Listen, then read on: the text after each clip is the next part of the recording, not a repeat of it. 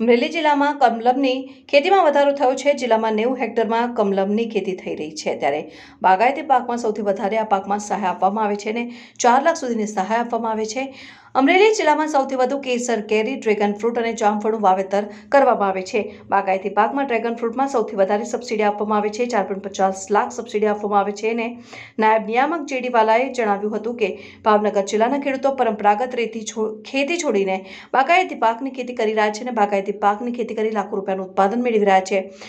ભાવનગર જિલ્લામાં સૌથી વધુ આંબાનું બાગાયતી પાક તરીકે વાવેતર કરવામાં આવે છે અને સાથે જ કેળા, જામફળ અને ડ્રેગન ફ્રૂટનું પણ વાવેતર થાય છે। અધિકારીએ વધુમાં જણાવ્યું કે ડ્રેગન ફ્રૂટ કમલમ તરીકે ઓળખાય છે અને કમલમ ફ્રૂટમાં વાવેતર સહાય બાગાયત વિભાગ આપે છે અને વાવેતર સહાયમાં સામાન્ય જાતિના ખેડૂતોને 50% અને મહત્તમ ₹3 લાખ લેખે હેક્ટરે સહાય આપવામાં આવે છે, જ્યારે અનુજાતિ અને અનુજનજાતિના ખેડૂતને 75% અથવા મહત્તમ ₹4.50 લાખ હેક્ટરે સહાય આપવામાં આવે છે અને લાભાર્થીને 1 હેક્ટરની મર્યાદામાં સહાય આપવામાં આવે છે।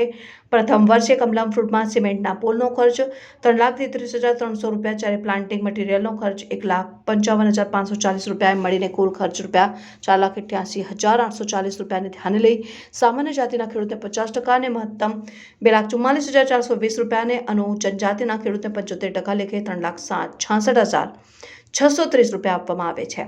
બીજા વર્ષે ખેડૂતને હેડરિંગ અને વાયરનો કુલ ખર્ચ ₹1,11,160ને ધ્યાને લઈને સામાન્ય જાતિના ખેડૂતોને ₹55,580 અને અનુજન જાતિના ખેડૂતને ₹83,330 સહાય આપવામાં આવે છે। ડ્રેગન ફ્રૂટના વાવેતરના 3x3 મીટરના અંતરે વાવેતર કરવું જરૂરી છે, તો સાથે જ 1 હેક્ટરમાં અંદાજિત 4,440 થી 4,450 જેટલા છોડનું વાવેતર કરવું જરૂરી છે।